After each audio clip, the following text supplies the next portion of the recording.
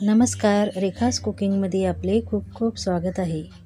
आज आपण बघणार आहोत हॉटेल आणि रेस्टॉरंटमध्ये फ्राय अनियन कसं करून ठेवतात.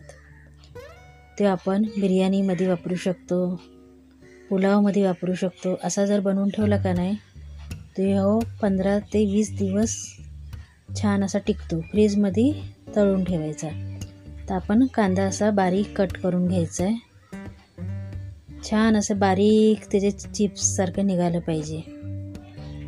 तर आपण अर्धा किलो कांदा घेतला आहे. आता त्याला थोडासा मोकळा करून घेऊ. सगळी लेयर अशी वेगळी झाली पाहिजे. तर असा कांदा आपण फ्राय करून ठेवला का नाही तर छान असा 15 ते 20 दिवस टिकतो. आणि जेव्हाही आपण बिर्याणी करत असू, पुलाव करत असू, तेव्हा आपण त्याला वापरू शकतो. तर त्याच्यासाठी सर्वप्रथम आपण कढईमध्ये तेल गरम करायला ठेवू. तेल छान गरम झाले की आपण एक कांद्याची स्लाइस टाकून बघून घेऊ. छान अशी वर आली की समजायचं तेल छान गरम झालेलं आहे. मग आपण थोडं थोडं करून त्याच्यात कांदे सोडून घ्यायचे. स्लाइस एकदम पातळ कापायच्या, म्हणजे छान असा कुरकुरीत त्याचा रेडी होतो. तर छान असं कुरकुरीत करून ठेवायचं. जेव्हाही आपलं मन झालं बिर्याणी, पुलाव काही बनवायचं तेव्हा थोडंसं अनियन घ्यायचं आणि ते रेसिपी सुरू करायची. कारण ह्याला खूप उशीर लागतो. म्हणून एकदाच बनवून ठेवलं का नाही तर कधीही आपल्याला ऐनवेळी घेऊन त्याचा वापर करता येतो. म्हणून कधीही थोडासा जास्तच करून ठेवायचा. तर छान असा ब्राऊन होईपर्यंत आपण त्याला तळायचं आहे. छान त्याचा कलर वेगळा झाला पाहिजे. आणि जास्त आपल्याला करपवायचा सुद्धा नाही. करपवला तर त्यातून कडू वास येतो आणि तो खायला चांगला सुद्धा लागत नाही.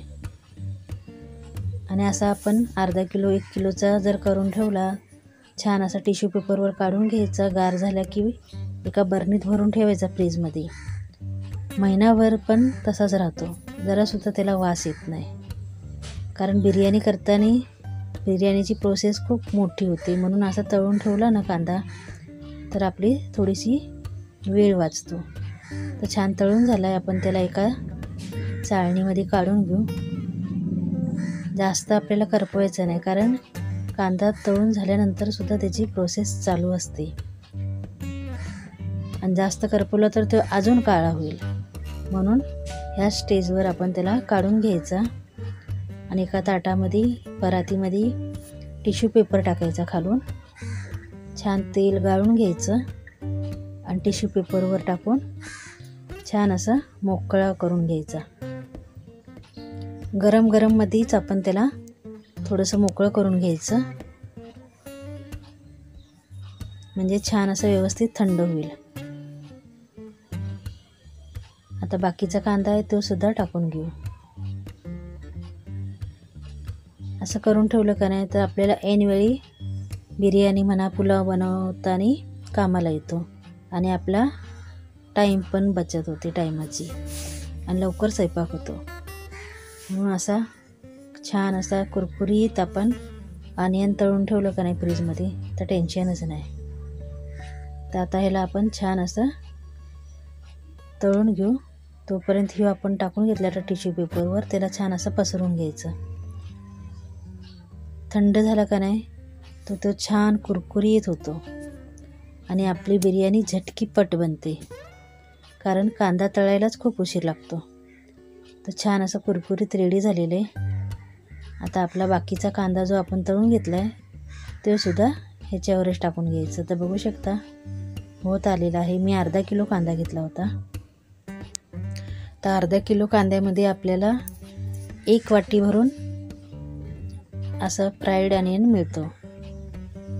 तर आपल्याला बिर्याणीला जेवढा वापरायचा तेवढा वापरायचा. बाकीचा आपण प्लास्टिकच्या थैलीत म्हणा, प्लास्टिकच्या डब्यात म्हणा, फ्रीजमध्ये स्थिर करू शकतो.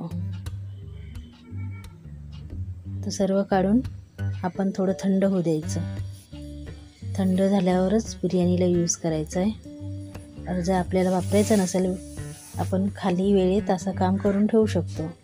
म्हणजे आपलं काम कमी होतं. बिर्याणीसाठी आपल्याला वेगळा कांदा तळण्याची गरज लागत नाही. जर असा कांदा आपल्याजवळ तळलेला ऑलरेडी असेल तर. आता त्यालासुद्धा आपण टिश्यू पेपरवर टाकून घेऊ आणि टाकल्या लगेच असं पसरून घ्यायचं.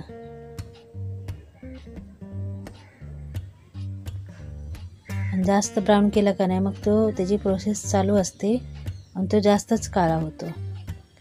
म्हणून आपण जास्त त्याला तळलेलं नाही.